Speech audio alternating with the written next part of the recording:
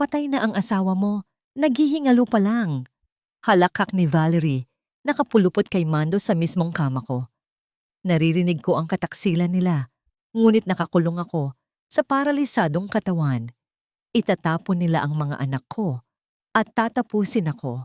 Ngunit sa bawat pananakit nila kay Ligaya, ang kaisa-isang nagmamalasakit sa akin, bumabangon ang nag-aapoy kong diwa. Makakaligtas ba kami sa kamay ng mga demonyo bago iturok ang lason?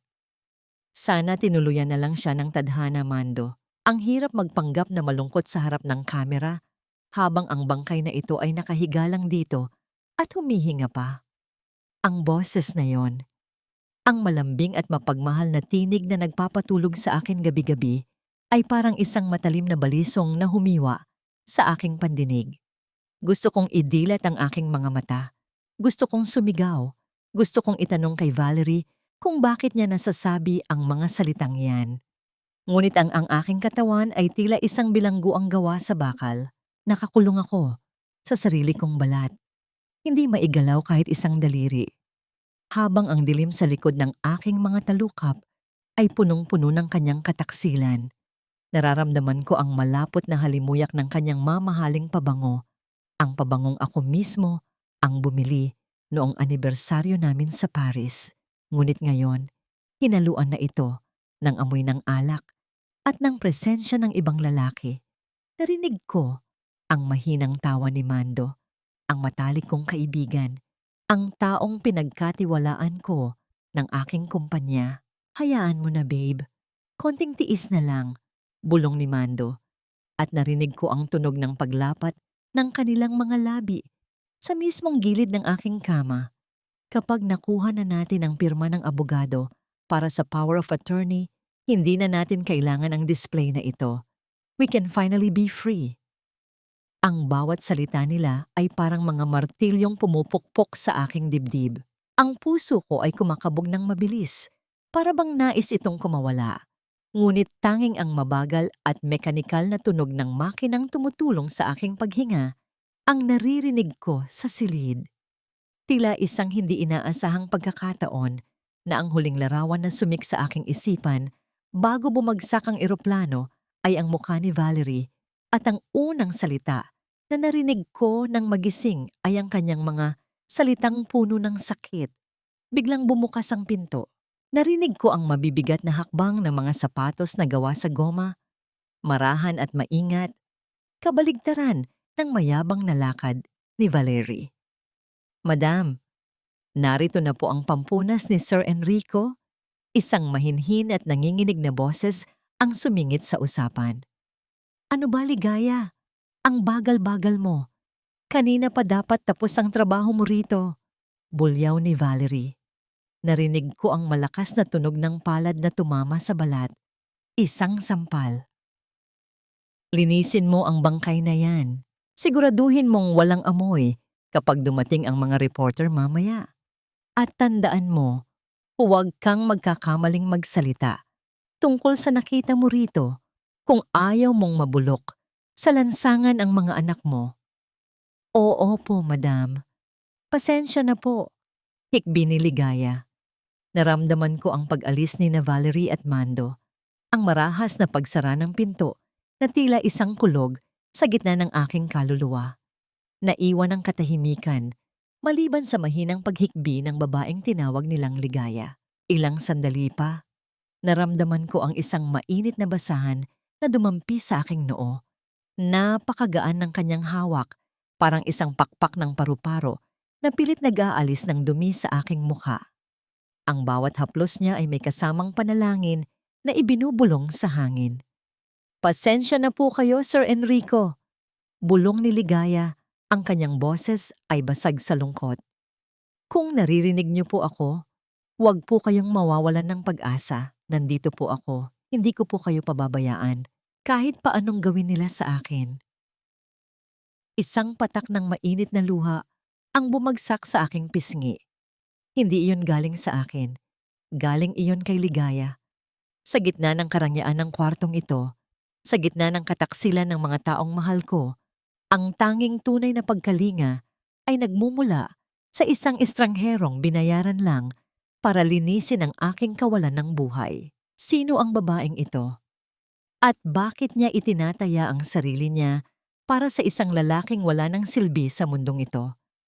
Bago matapos ang gabi, narinig ko ang muling pagpasok ni Mando. May kinalansing siyang maliit na bote ng gamot. Ang tunog ng likidong sinisipsip ng hiringgilya ay tila isang hatol ng kamatayan sa aking pandinig. 3 patak lang nito gabi-gabi sa tubo mo, Rico. Bulong ni Mando sa aking tenga. Ang kanyang hininga ay amoy kamatayan. Unti-unti, hihinto ang puso mo. Walang makakakita sa autopsy. 1 buwan na lang at magiging malaya na kami ni Valerie. Naramdaman ko ang malamig na dulo ng karayom na tumama sa aking tubo. Ang bawat segundong lumilipas ay parang 1 taon ng pagdurusa. Narito ako, isang makapangyarihang tao noon, ngunit ngayon ay hindi ko man lang maipagtanggol ang aking sarili laban sa isang karayom. Hanggang kailan ako magiging bilanggo sa sarili kong katawan?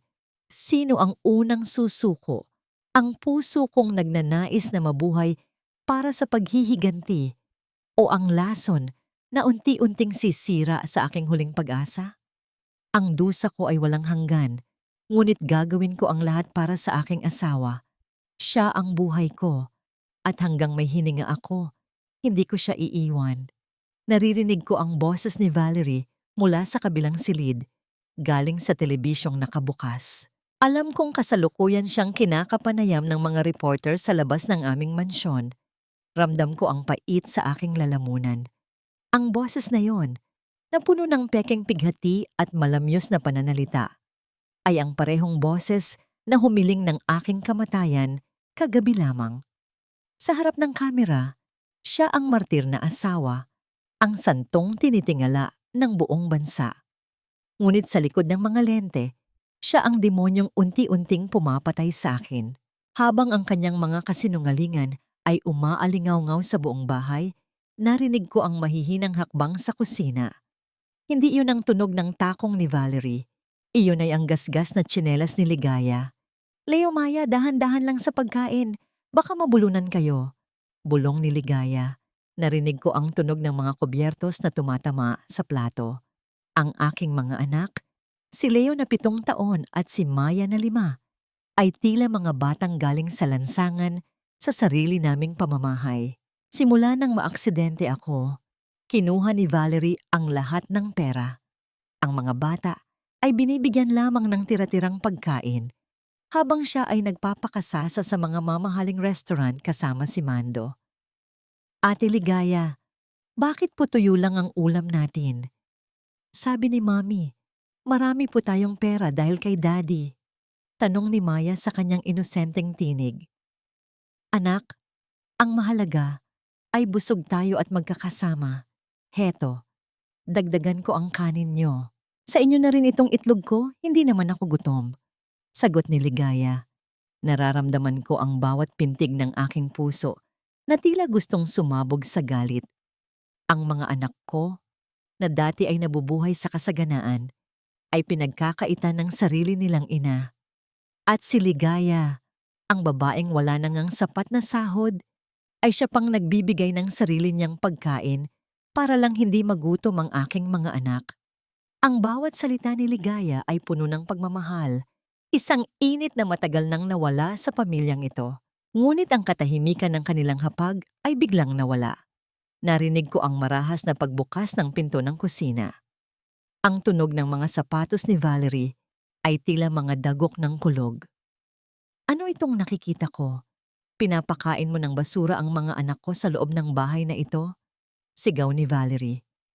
Ang kanyang boses ay wala na ang tamis na narinig ko sa telebisyon kanina. Puno na ito ng lason at puot. Madam, nagugutom na po kasi ang mga bata. Wala po kayong iniwan na pambili ng pagkain kaya ibinigay ko na lang po ang sa akin. Paliwanag ni Ligaya, na halatang nanginginig ang boses sa takot. Huwag mo akong sagutin. Ang dumi-dumi ng kusinang ito dahil sa pinapakain mong basura. At kayong dalawa, baling ni Valerie sa mga bata. Pumunta kayo sa kwarto nyo ngayon din. Huwag kayong lalabas hanggat hindi ko sinasabi. Narinig ko ang pag-iyak ni Maya at ang pagtakbo ng mga bata patungo sa itaas. Pagkatapos ay isang malakas na tunog ng sampal ang bumasag sa hangin. Mas malakas ito kaysa kagabi. Narinig ko ang pagbagsak ng katawan ni Ligaya sa sahig, kasabay ng tunog ng nabasag na plato. Ang lakas ng loob mong magmalasakit sa mga batang yan. Tandaan mo, katulong ka lang dito. At ikaw, muling sumigaw si Valerie. Ninanakawan mo ako. Alam kong kinuha mo ang pera sa pitaka ko para ibili ng mga pagkaing ito. Hindi po totoo yan, madam. Hindi ko po kayo ninanakawan. Hikbi ni Ligaya. Sinungaling. Magnanakaw ka at walang silbi. Mando, halika rito. Tawag ni Valerie. Narinig ko ang pagpasok ni Mando. Bakit babe? Anong nangyari? Itapon mo ang mga gamit ng babaeng ito sa labas. Ngayon din. Layas. Huwag na huwag ka nang magpapakita sa amin kahit kailan. Sulyap ni Valerie kay Ligaya na tila ba isa itong basahan na itatapon sa kalsada.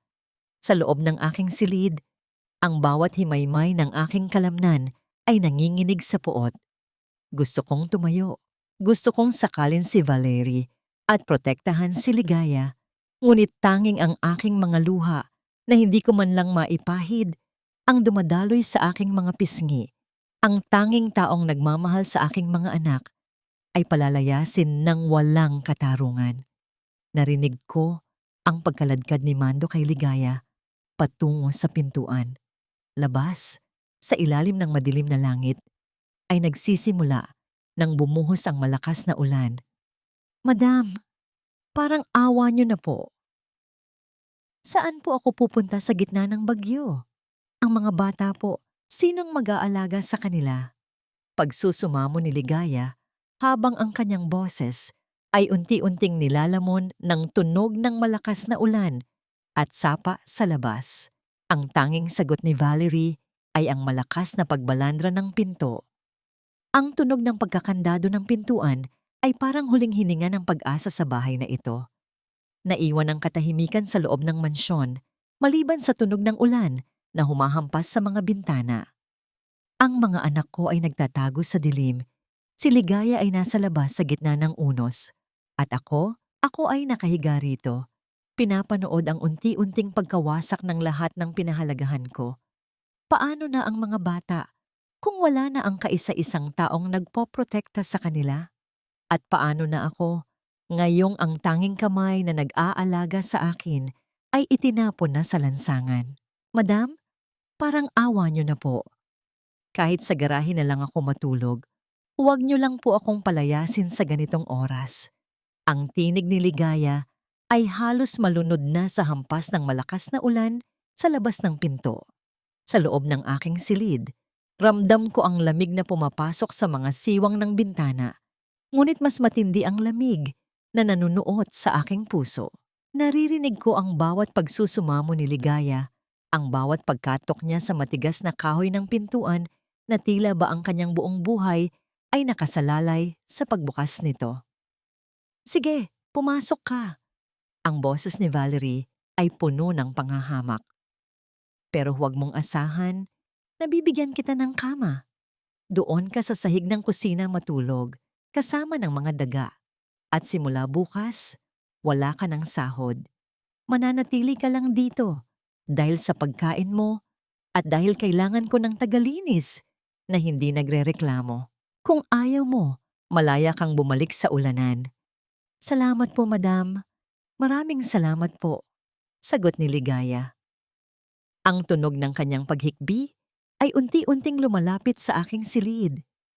Bumukas ang pinto ng aking kwarto, pumasok ang amoy ng basang lupa at ang lamig ng gabi. Narinig ko ang panginginig ng mga ngipin ni Ligaya habang dahan-dahan siyang naglalakad patungo sa aking kama. Ang kanyang mga hakbang ay mabigat, tila ba ang bawat binti niya ay puno ng pagod at hirap. Sir Enrico, pasensya na po kung nabasa ko ang sahig, bulong niya. Naririnig ko ang tunog ng pagpiga niya sa kanyang basang tapis. Hindi ko po kayo maiwan. Hindi ko po kayo kayang pabayaan dito. Umupo siya sa maliit na upuan sa tabi ng aking kama. Sa gitna ng kadiliman, naramdaman ko ang init ng kanyang hininga malapit sa aking mukha. Nagsimula siyang magsalita, hindi bilang isang katulong, kundi bilang isang kaibigan na naglalabas ng lahat ng sakit sa kanyang dibdib. Alam niyo po ba kung bakit ako nandito? Ang kanyang boses ay tila isang malumanay na agos ng tubig sa gitna ng katahimikan. Noong bata pa po ako, ang nanay niyo ang nagbayad ng operasyon ng aking ina. Kung hindi dahil sa pamilya niyo, matagal na kaming wala sa mundong ito.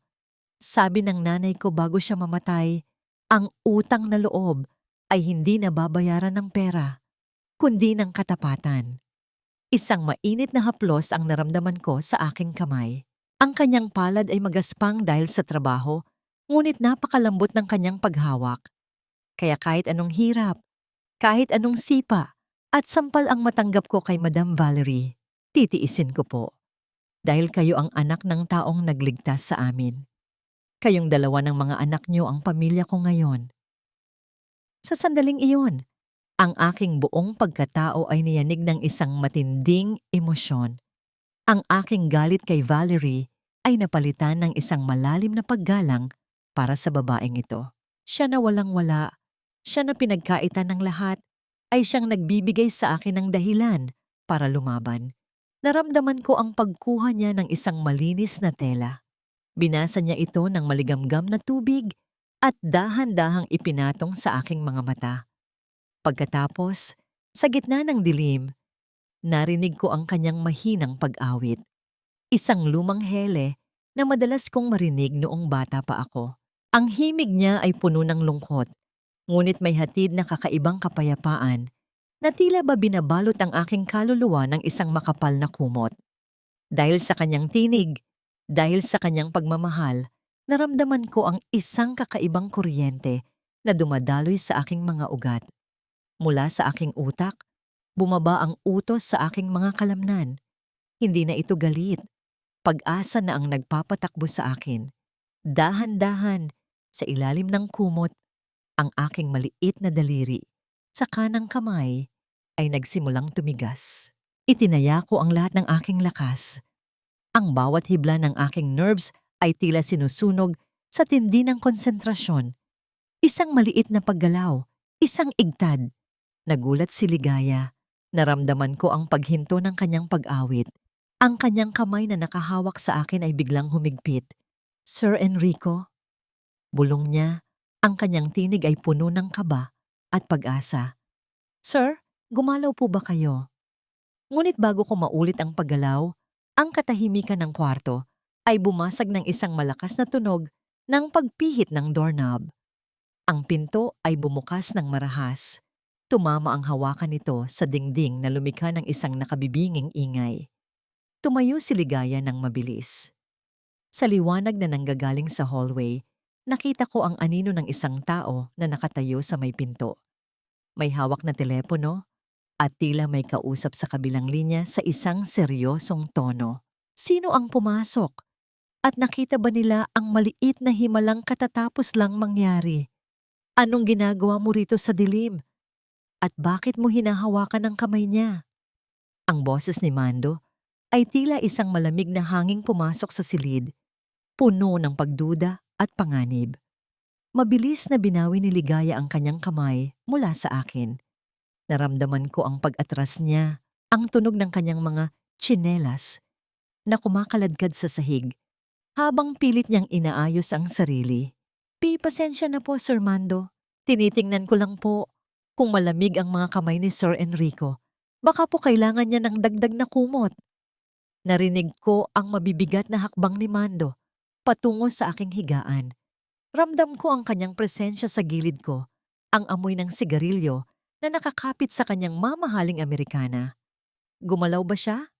Tanong ni Mando. Ang kanyang boses ay naging seryoso at matalim. Parang nakita kong umigtad ang kumot bago ako pumasok. Sa loob ng aking katawan, pinatitigil ko ang bawat pintig ng aking puso. Huwag kang hihinga ng malalim. Huwag kang kukurap. Maging bato ka, Rico. Maging isang pirasong kahoy na walang buhay. Hindi po, sir, sagot ni Ligaya. Nanginginig ang kanyang tinig. Baka po dahil sa hangin mula sa bintana. Naramdaman ko ang malalaking daliri ni Mando na humawak sa aking braso. Pinisil niya ito ng napakahigpit. Isang sakit na pilit kong hindi binibigyan ng reaksyon.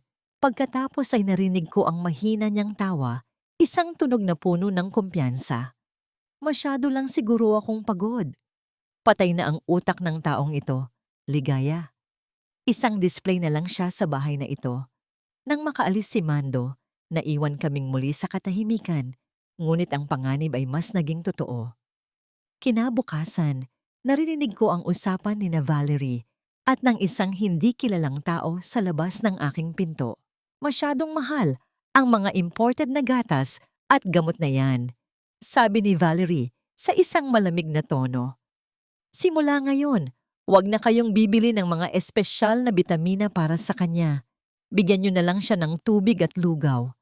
Sayang ang pera na itinatapon natin sa isang taong hindi naman na magigising. Pero madam, baka pumanghina ng husto ang katawan ni Sir Enrico. Ang mahinang protesta ni Ligaya ay agad na binasag ng isang malakas na tunog ng paghampas ng kamay sa mesa. Wala akong pakialam. Sundin mo ang utos ko kung ayaw mong matulog muli sa ulanan. Sigaw ni Valerie bago marahas na naglakad palayo. Narinig ko ang mahinang paghikbi ni Ligaya sa kusina. Pagkaraan ng ilang sandali, narinig ko ang tunog ng pagpihit ng takip ng isang plastik na sisidlan. Ang kinalansing ng mga barya ay umaling-awngaw sa tahimik na bahay. Iyon ang alkansiya ni Ligaya, ang perang tinitipon niya para sana sa pag-aaral ng kanyang mga anak sa probinsya. Naglakad siya palabas ng bahay sa ilalim ng matinding sikat ng araw. Pagkalipas ng isang oras, pumalik siya na hingal na hingal. Narinig ko ang tunog ng pagbubukas ng isang lata ng gatas. Ang mahal na gatas na kailangan ko. Ang gatas na binili niya gamit ang sarili niyang ipon. Pumasok siya sa aking silid, dala ang isang baso ng maligamgam na gatas. Sir Enrico, uminom po kayo nito. Bulong niya habang dahan-dahang inaalalayan ang aking ulo. Huwag po kayong mag-alala. Hanggat may natitira pa akong barya, hindi ko hahayaang manghina kayo. Habang pinaiinom niya ako, narinig ko ang malakas na tunog ng pagkalam ng kanyang sariling sikmura. 3 araw na siyang hindi kumakain ng maayos dahil ang bawat sentimo niya ay ibinibili niya ng aking pangangailangan. Ang tanging kinakain niya ay ang tirang tinapay na matigas na at malapit ng mapanis. Kailangan niyo pong lumakas, sabi niya. Ang kanyang boses ay mas mahina na kaysa dati. Kailangan niyo pong protektahan ang mga anak niyo, sila Leo at Maya. Ngunit bago niya matapos ang kanyang pangungusap, naramdaman ko ang biglang pagbigat ng kanyang katawan. Ang basong hawak niya ay dahan-dahang nadulas mula sa kanyang mga kamay. Ang tunog ng pagtapon ng gatas sa sahig ay tila isang babala ng panganib. Aate Ligaya, narinig ko ang takot na boses ni Maya mula sa pintuan. Ngunit walang sumagot. Naramdaman ko ang pagbagsak ng katawan ni Ligaya sa gilid ng aking kama. Ang kanyang ulo ay humilig sa aking balikat. Ang kanyang hininga ay mababaw at mababilis. Hinimatay siya dahil sa tindi ng gutom at pagod. Sa gitna ng aking kawalan ng kakayahan, nararamdaman ko ang init ng kanyang balat sa aking pisngi. Gusto kong sumigaw para humingi ng tulong. Gusto kong buhatin siya at pakainin. Ngunit ang aking katawan ay nananatiling nakakandado. Sa sandaling iyon, isang anino ang humarang sa liwanag na nagmumula sa bintana. Isang taong nakatayo sa labas ng mansyon, nakasilip sa siwang ng kurtina, pinagmamasdan ang lahat ng nangyayari sa loob ng silid. Sino ang taong iyon? At anong balak nila ngayong wala ng malay ang kaisa-isang taong nagbabantay sa akin? Patawad po, Sir Rico. Patawad po. Nawalan ako ng malay sa harap niyo. Ang boses ni Ligaya ay puno ng hapis at kahihiyan habang dahan-dahan siyang bumabangon mula sa aking dibdib. Naramdaman ko ang pag-alis ng bigat ng kanyang katawan, ngunit kasabay nito ay ang pangungulila sa init na dulot ng kanyang presensya. Gusto kong sabihin sa kanya na huwag siyang humingi ng paumanhin. Gusto kong isigaw na siya ang tanging dahilan kung bakit tumitibay ang aking loob sa gitna ng impyernong ito. Naririnig ko ang mabilis na paghinga ni Ligaya. Naramdaman ko ang pagdampi ng kanyang malamig na mga daliri sa aking noo. Tila tinitingnan kung nahulog ba ako o nasaktan sa kanyang pagbagsak. Mabuti na lang at hindi kayo nasaktan. Bulong niya habang mabilis niyang pinupunasan ang natapong gatas sa sahig gamit ang kanyang lumang panyo. Kailangan ko pong mag-ingat. Kung makita ako ni Madam Valerie na ganito, baka tuluyan na akong iligaw sa malayo. Sa gitna ng kanyang pagmamadali, naramdaman ko ang isang matinding bugso ng determinasyon. Hindi na sapat ang paggalaw ng isang daliri. Kailangan kong ipaalam sa kanya na naririnig ko siya. Kailangan kong maging sandigan niya sa paraang tanging ako lang ang nakakaalam. Itinutok ko ang lahat ng aking lakas sa aking mga talukap. Ang bawat himaymay ng aking utak ay tila sumisigaw, nag-uutos sa aking mga mata na magbukas. Ramdam ko ang panginginig ng aking mga pilik mata, ang bigat ng mga mata na tila may nakadagang semento. Sir? Narinig ko ang paghinto ng lahat ng tunog sa silid. Ang pagpunas ni Ligaya sa sahig ay tumigil. Naramdaman ko ang kanyang paglapit sa aking mukha, ang kanyang anino na humaharang sa munting liwanag mula sa bintana. Sir Enrico, gumalaw po ba ang inyong mga mata? Ang kanyang tinig ay halos isang bulong na lamang, puno ng takot na baka guni-guni lamang ang kanyang nakita. Sa huling pagkakataon, dinala ko ang lahat ng aking diwa sa aking mga mata. Dahan-dahan, sa ilalim ng mabibigat na talukap, bumukas ang isang maliit na siwang. Ang unang nakita ko ay ang mukha ni Ligaya, pagod, maputla, may mga pasa sa pisngi, ngunit ang kanyang mga mata ay nagniningning sa pag-asa. Pinilit kong ipikit ang aking mga mata ng 2 beses, isang mabilis na pagkurap, pagkatapos ay isa pa. Isang malakas na pagsinghap ang narinig ko mula kay Ligaya. Tinakpan niya ang kanyang bibig gamit ang kanyang 2 kamay upang pigilan ang isang malakas na iyak. Ang kanyang mga balikat ay nagsimulang manginig sa matinding emosyon. Diyos ko, salamat po. Naririnig niyo po ako. Ang kanyang mga hikbi ay punong-puno ng ginhawa. Lumuhod siya sa tabi ng aking higaan at dahan-dahang inilapat ang kanyang palad sa aking pisngi. Napakainit ng kanyang kamay, isang init na tila dumaloy sa aking buong pagkatao at nagbigay ng bagong buhay sa aking nanlalamig na dugo.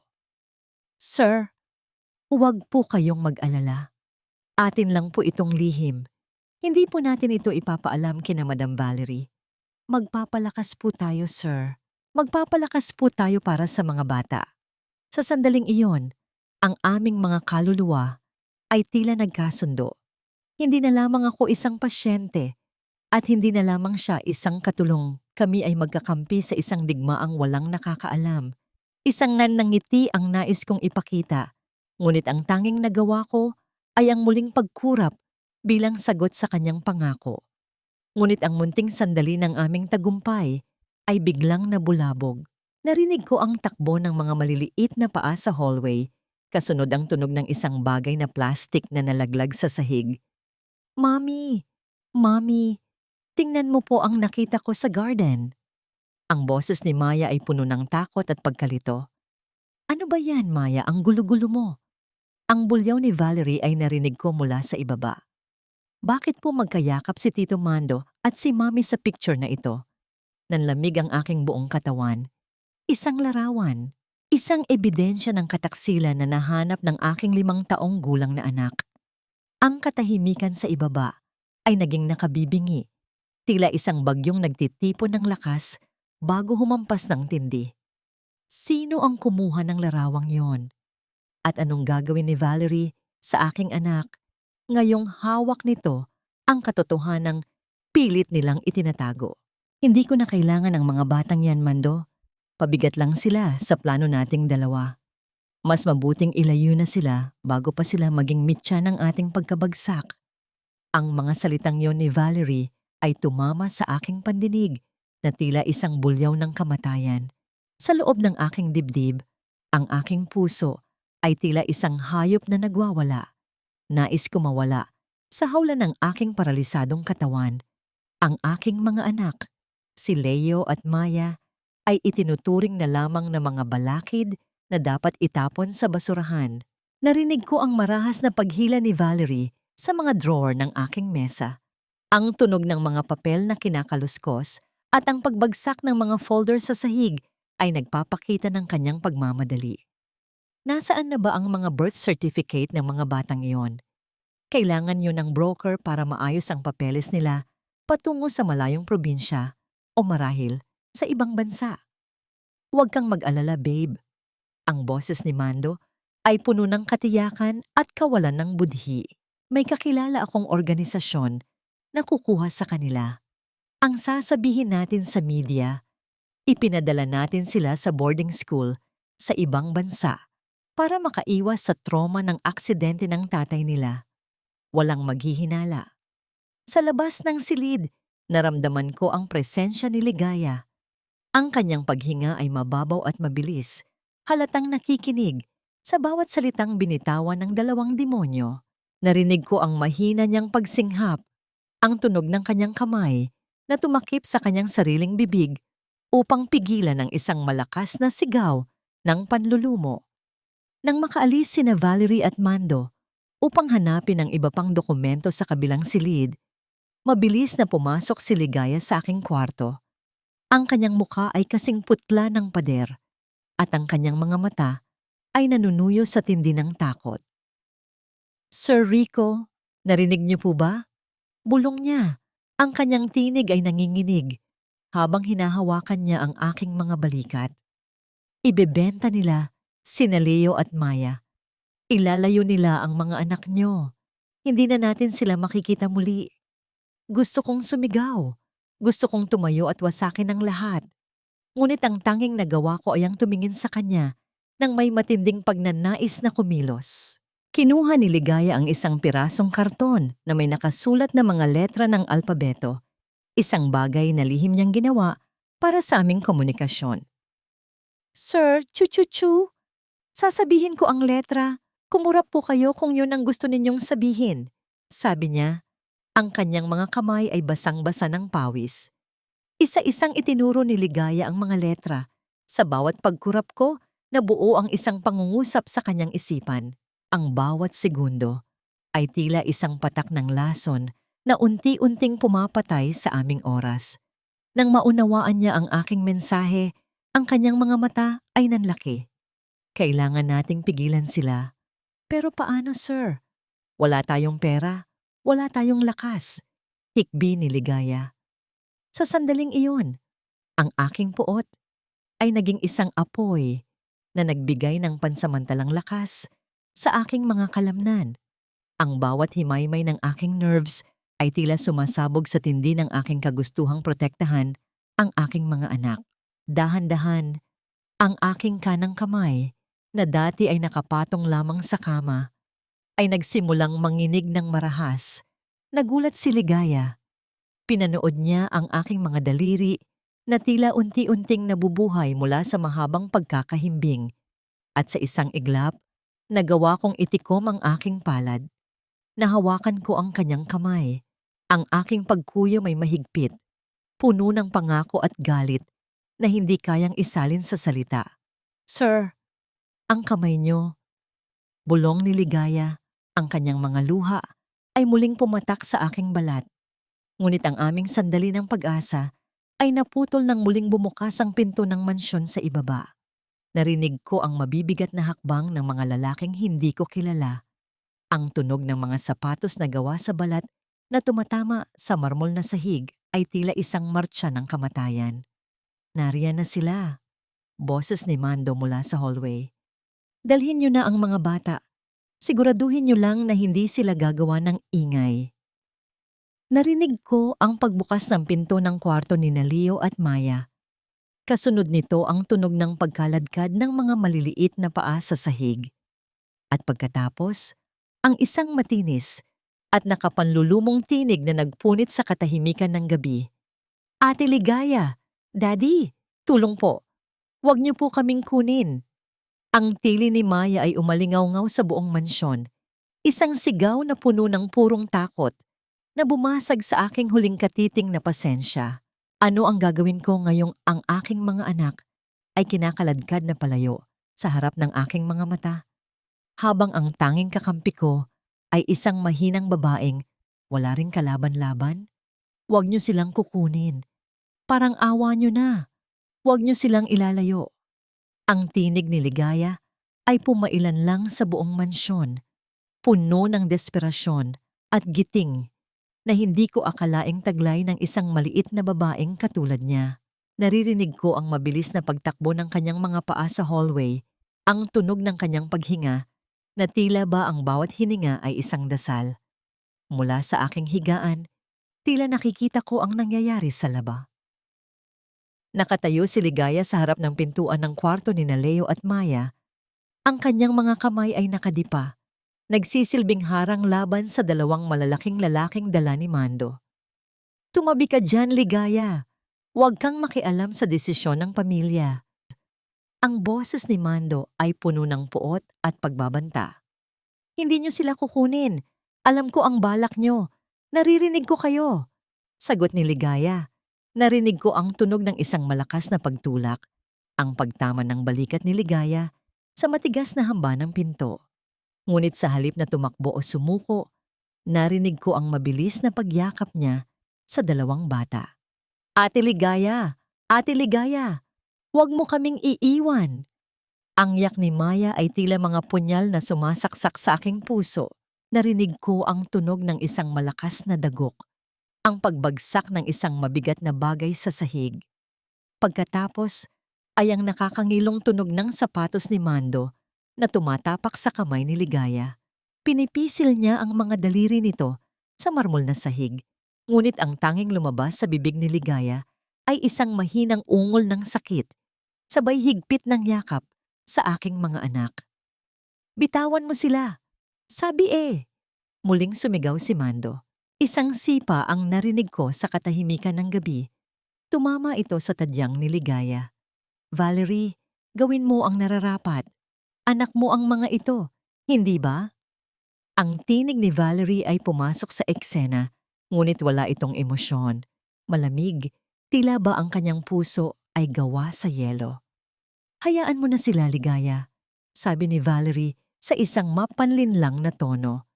Para sa ikabubuti nila ito. May sakit sila, kailangan nilang madala sa espesyalistang ospital. Ang ginagawa mo ay pagpigil sa kanilang paggaling. Sinunggaling po kayo, madam! Sigaw ni Ligaya sa gitna ng kanyang hirap. Wala silang sakit.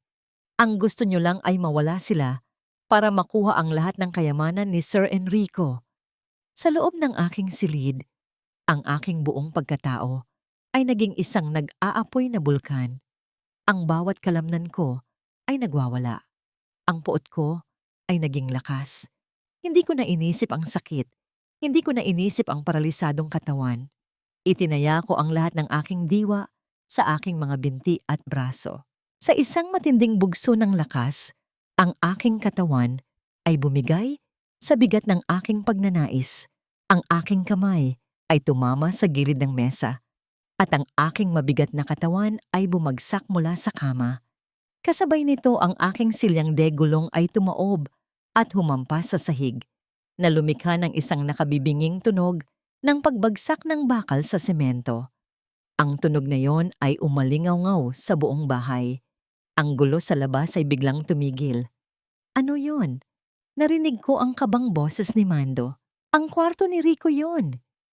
Sa takot na baka may nakakita o baka magising ang mga kapitbahay. Dahil sa ingay, mabilis na nag-utos si Mando sa kanyang mga tauhan na mag-atras muna. Narinig ko ang tunog ng kanilang mabilis na pag-alis, ang pagbalandra ng pinto ng mansyon at ang mabilis na pag-andar ng sasakyan sa labas.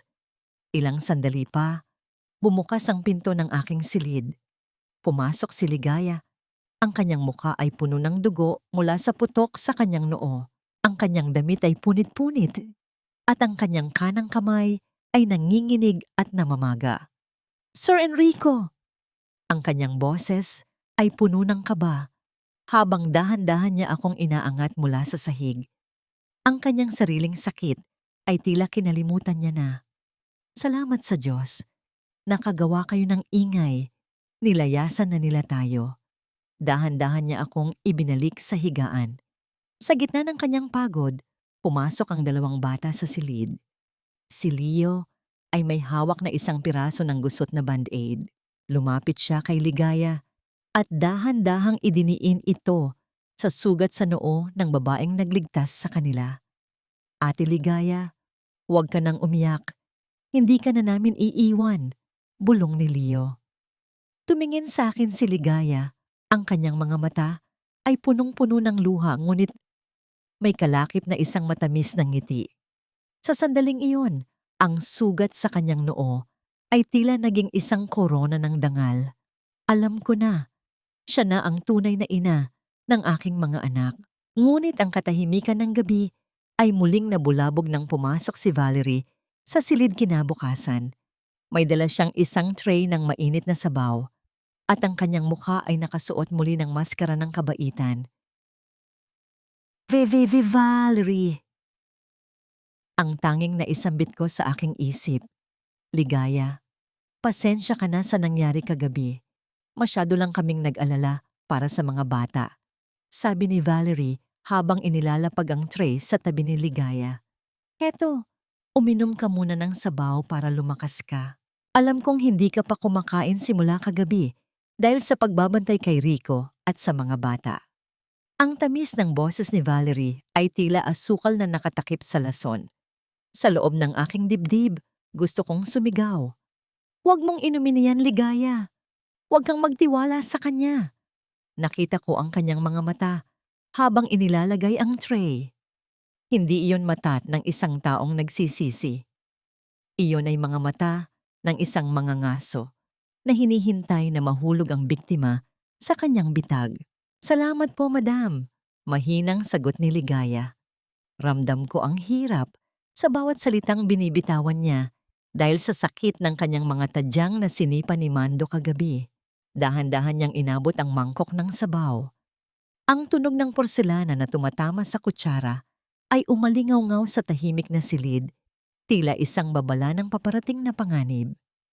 Sige na, ubusin mo yan habang mainit pa, dagdag ni Valerie, habang ang kanyang mga daliri ay nakakapit ng mahigpit sa gilid ng lamesa. Gusto ko kasing makitang bumalik ang lakas mo. Marami pa tayong dapat pag-usapan tungkol sa kinabukasan ng mga bata. Napansin ko ang isang kakaibang amoy na nanggagaling sa sabaw. Isang matapang na halimuyak ng mga pampalasa na tila ginamit upang takpan ang isang mapait at kakaibang amoy ng gamot. Ang aking puso ay nagsimulang tumibok ng mabilis.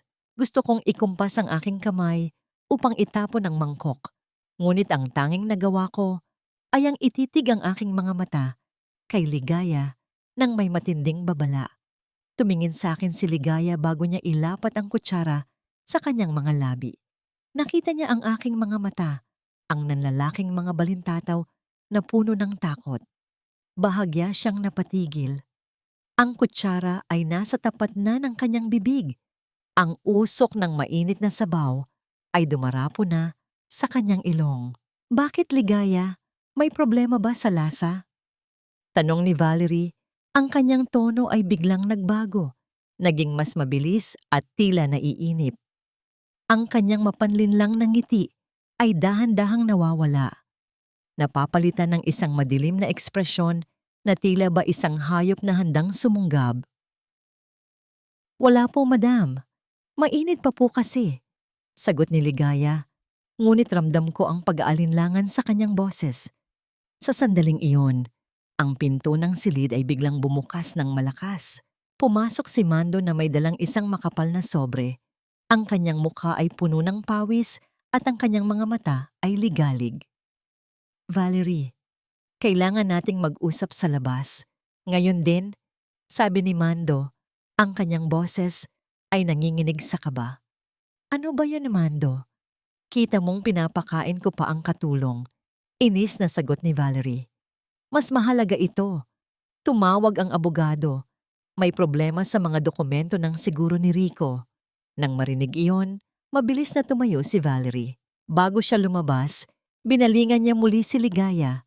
Ubusin mo yan bago ako bumalik. Ayaw ko nang nagsasayang ng pagkain sa bahay na ito. Naiwan ang katahimikan nang isara nila ang pinto. Tumingin si Ligaya sa mangkok. Pagkatapos ay tumingin siya sa akin. Dahan-dahan niyang inilayo ang sabaw sa kanyang bibig at inilapag ito sa sahig. Sa tabi ng isang paso ng halaman na nasa gilid ng aking kama.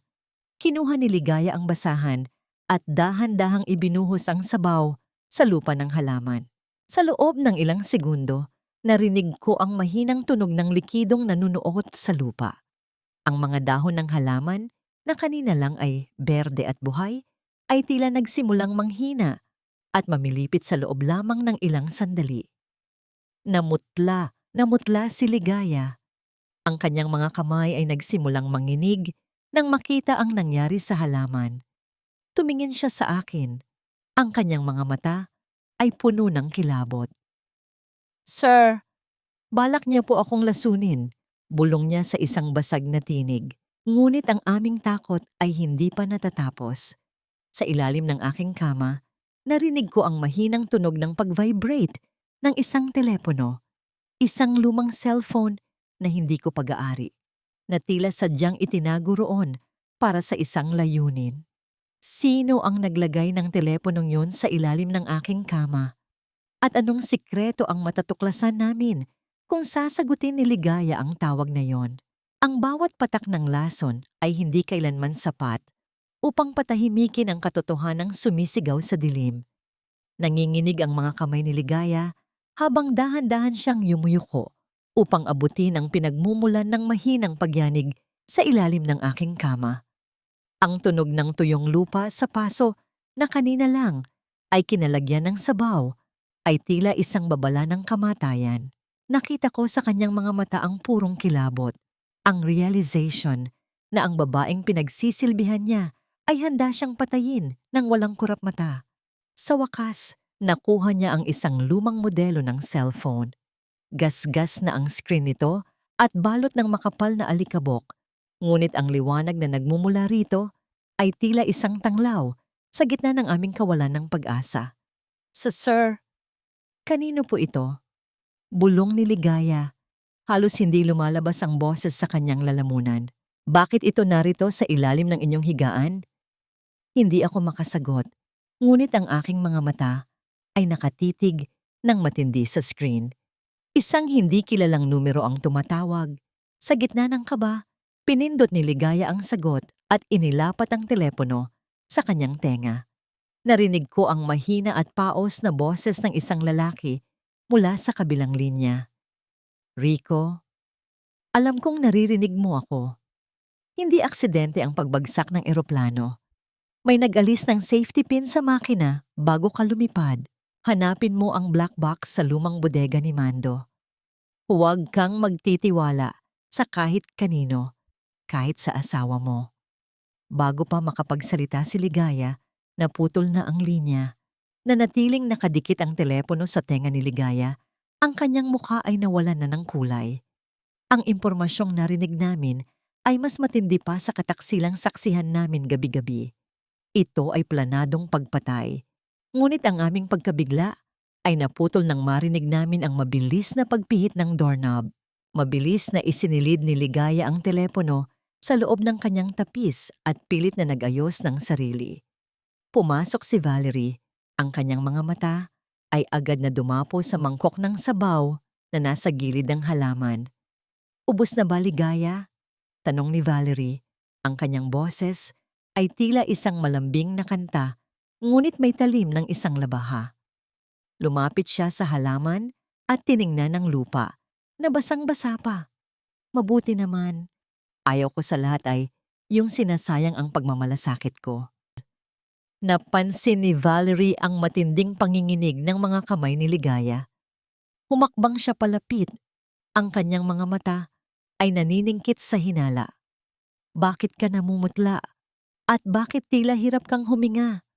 Huwag mong sabihing nag-iinarte ka na naman pagkatapos kitang pakainin ng masarap na sabaw. Hindi po, madam. Medyo nahilo lang po ako bigla. Pagsisinungaling ni Ligaya habang pilit niyang itinatago ang kaba. Hinawakan ni Valerie ang panga ni Ligaya. Itinaas ang mukha nito upang tingnan ng diretso sa mga mata. Tandaan mo, Ligaya, malaki ang utang na loob mo sa akin dahil hinayaan kitang manatili rito. Huwag na huwag kang gagawa ng anumang bagay na ikagagalit ko dahil baka hindi mo na masilayan ng bukas. Pagkaalis ni Valerie, dahan-dahang lumapit sa akin si Ligaya. Lumuhod siya sa tabi ko at hinawakan ang aking kamay. Ramdam ko ang lamig ng kanyang palad, ngunit ang init ng kanyang mga luha na pumatak sa aking balat ay nagbigay sa akin ng kakaibang tapang.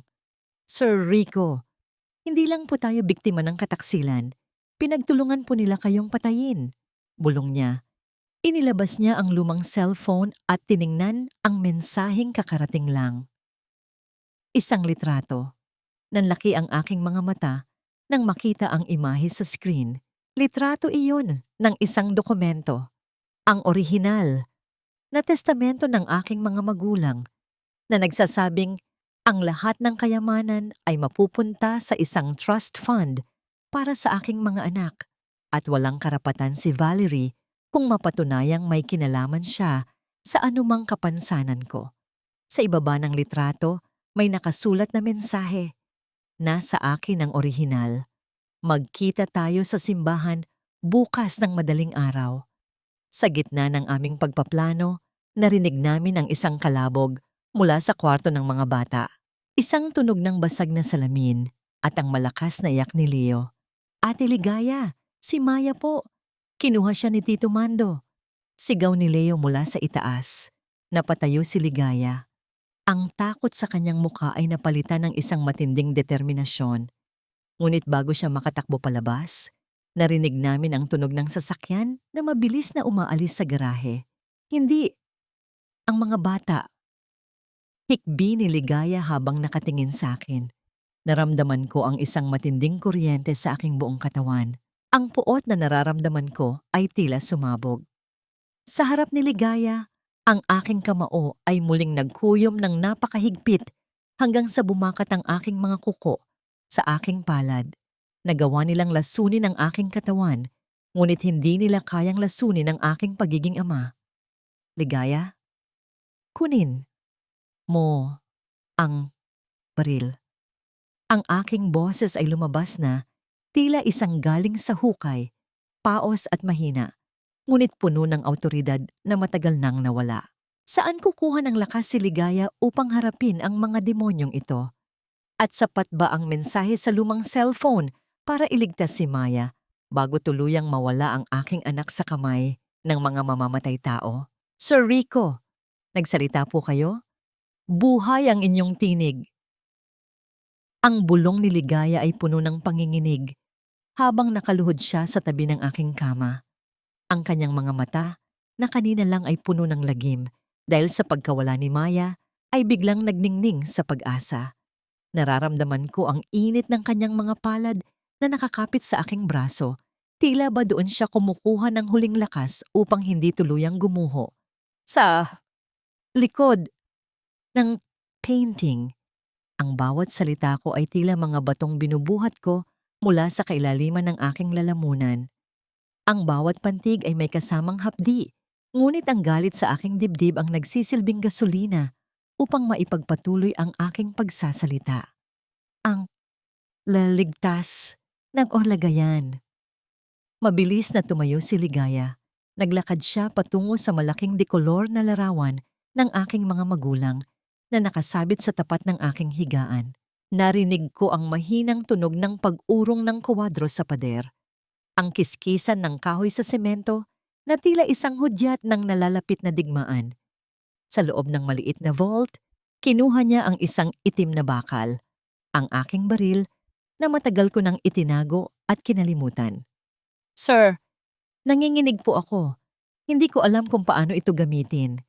Tikbi ni Ligaya habang hawak ang malamig na armas. Ang kanyang mga balikat ay nayayanig sa tindi ng takot at ang kanyang mga luha ay muling pumatak. Nababasa ang sahig na kanina lang ay nilinis niya. Lumapit. Kap Rito, ang utos ko ay puno ng pilit na lakas. Nang bumalik siya sa aking tabi, dinala ko ang lahat ng aking diwa sa aking kanang braso. Ang bawat nerves na tila pinutol ng aksidente ay pilit kong pinagdurugtong sa pamamagitan ng purong pagnanais na iligtas ang aking anak. Dahan-dahan, sa harap ng napangangang si Ligaya, ang aking kamay ay unti-unting umangat mula sa puting kumot. Naramdaman ko ang bawat buto sa aking balikat na tila dinudurog, ngunit hindi ko itinigil ang paggalaw. Inabot ko ang kanyang mukha.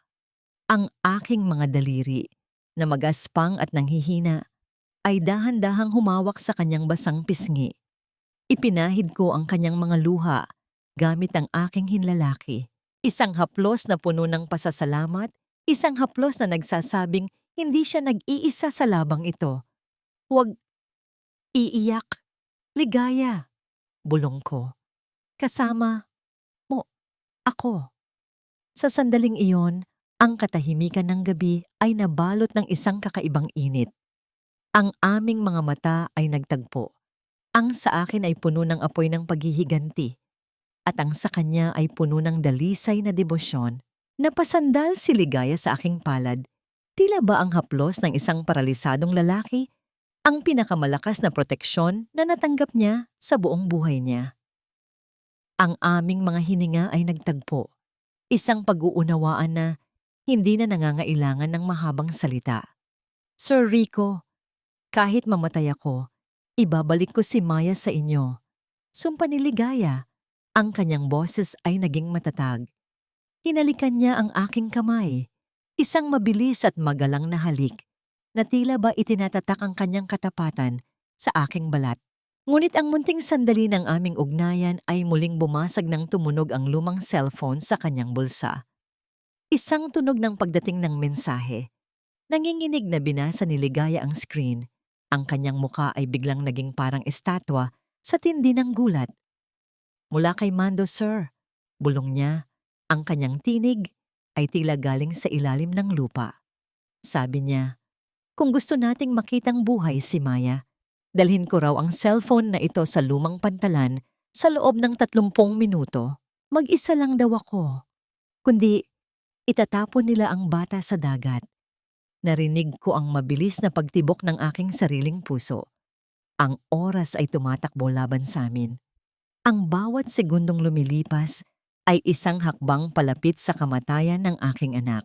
Paano makakarating si Ligaya sa pantalan sa ganitong oras nang hindi nahahalata ni na Valerie? At sapat ba ang tapang ng isang katulong upang harapin ang isang mamamatay taong tulad ni Mando sa gitna ng dilim? Bago makasagot si Ligaya, narinig namin ang tunog ng mga sapatos na pababa ng hagdan. Si Valerie. Papunta siya rito upang tingnan kung epektibo na ang lason na ibinigay niya sa sabaw kagabi. Saan itatago ni Ligaya ang baril at ang cellphone bago bumukas ang pinto?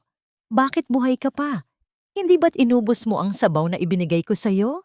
Ang boses ni Valerie ay tila isang matalim na kuko na kumakalos sa pader ng aking pandinig. Pumasok siya sa silid na ang mga mata ay naniningkit sa galit at pagtataka. Ang kanyang mamahaling sapatos ay tumutunog ng mabilis sa sahig. Isang martsa ng kamatayan para sa sinumang humaharang sa kanyang ambisyon. Sa isang iglap, mabilis na isinilid ni Ligaya ang baril sa ilalim ng aking unan. Ang cellphone na naman ay mabilis niyang itinago sa loob ng kanyang medyas, kasabay ng pagyuko niya upang magkunwaring nagpupunas ng sahig. Naramdaman ko ang panginginig ng kanyang mga kamay na sumagi sa aking balat. Isang panginginig na puno ng purong takot. Madam, pasensya na po. Kanina pa po ako rito. Tinitingnan si Sir Rico. Bulong ni Ligaya, hindi tumitingin ng diretso sa mga mata ni Valerie. Lumapit si Valerie sa tabi ng aking higaan. Ang kanyang paningin ay dumapo sa paso ng halaman na nasa gilid. Ang mga dahon nito ay nangingitim na at nakayuko. Isang tahimik na saksi sa lason na dapat ay pumatay kay Ligaya. Napansin ko ang pag-igting ng panga ni Valerie. Alam niyang hindi ininom ni Ligaya ang sabaw. Sinungaling ka! Boses ni Valerie, mababa at mapanganib. Hinawakan niya ang buhok ni Ligaya at marahas itong hinila pataas, dahilan upang mapatingala ang babae sa tindi ng sakit. Akala mo ba ay maluloko mo ako? Nakita ko ang halaman na ito. Alam kong itinapon mo ang malasakit ko sa lupa. Madam, nasasaktan po ako. Parang awa niyo na po. Hikbi ni Ligaya habang ang kanyang mga luha ay muling dumadaloy sa kanyang mga pisngi. Sa ilalim ng unan, naramdaman ko ang tigas ng bakal ng baril. Gusto kong hilahin ito at tapusin ang lahat. Ngunit alam kong hindi pa ito ang tamang oras. Kailangan kong iligtas si Maya. Sa gitna ng tensyon, pinilit kong gumawa ng isang kakaibang tunog mula sa aking lalamunan. Isang mahaba at garalgal na ungol na tila ba ako ay kinakapos ng hininga. Agad na napalingon si Valerie sa akin. Ang kanyang pagkakahawak sa buhok ni Ligaya ay lumuwag sa gulat. Ano yon? Rico? Sinamantala ni Ligaya ang pagkakataon. Madam, tila po inaatake si Sir. Kailangan ko pong kumuha ng gamot sa baba. Sige, pumunta ka na. At huwag kang magtatagal. Sigaw ni Valerie na halatang ayaw maging saksi sa anumang eksenang medikal na maaring maging mitya ng investigasyon. Mabilis na lumabas si Ligaya, ngunit bago siya tuluyang lumayo, kinuha niya ang baril mula sa ilalim ng aking unan sa isang napakabilis na galaw na hindi napansin ni Valerie. Tumakbo siya pababa, hindi patungo sa kusina, kundi patungo sa pintuan ng garahe. Sa labas ng mansyon, sa ilalim ng madilim na langit, kinuha ni Ligaya ang lumang cellphone. Gamit ang mga numerong ibinulong ko sa kanya bago pumasok si Valerie, mabilis siyang nag-type ng mensahe kay Inspector Ramos. Inspector, ito po si Ligaya. Nasa panganib si Maya. Ang kinaroroonan namin ay ang lumang pantalan. Tulungan niyo po kami. Patunay, Rico is alive. Sumakay si Ligaya sa luma at kinakalawang na bisikleta na ginagamit niya sa pamamalengke. Ang ulan ay nagsisimulang pumatak ng malakas, tila nakikiramay sa kanyang mga luha. Ang bawat padyak niya ay puno ng desperasyon. Ang bawat pag-ikot ng gulong ay isang panalangin para sa kaligtasan ng aking anak. Narating niya ang pantalan sa loob ng 20 minuto. Ang amoy ng alat ng dagat at ang bulok na kahoy ay sumalubong sa kanya. Sa dulo ng madilim na pier, nakita niya ang isang sasakyan na nakabukas ang mga headlight. Nakatayo roon si Mando, may hawak na isang payong, at sa kanyang tabi ay ang umiiyak na si Maya, na ang mga kamay ay nakatali ng lubid. Nandito na ako, Mando. Ibigay mo na si Maya. Sigaw ni Ligaya sa gitna ng hampas ng alon at hangin. Narinig ko ang tawa ni Mando, isang tunog na puno ng tagumpay at kasamaan. Ang cellphone muna, Ligaya. Ibigay mo sa akin ang ebidensya at pakakawalan ko ang batang ito. Dahan-dahang lumapit si Ligaya, ang kanyang kanang kamay ay nakatago sa likod. Mahigpit na nakahawak sa baril na ibinigay ko sa kanya. Ang kanyang puso ay tumitibok ng mabilis, tila isang tambol na nagbabadya ng isang madugong wakas. Ngunit bago pa makapag-abot ng anuman, narinig ang tunog ng pagpinit ng isang karayom sa hangin. May hawak na hiringgilya si Mando, puno ng likidong kulay asul, ang parehong lason na unti-unting pumatay sa aking mga selula. Huwag kang lalapit ng masyadong malapit, Ligaya, bulong ni Mando, habang idinidikit ang dulo ng karayom sa leeg ni Maya. Isang maling galaw at ituturok ko ito sa kanya. Nanlamig ang buong pagkatao ni Ligaya. Ang ulan ay tila naging yelo sa kanyang balat. Paano niya maililigtas ang bata nang hindi ito nasasaktan. At nasaan na ang tulong na kanyang hiningi mula kay Inspector Ramos. Ang huling nakita ni Ligaya, bago ang isang putok ng baril ay ang nakangising mukha ni Mando, handang tapusin ang lahat ng mitya ng katotohanan.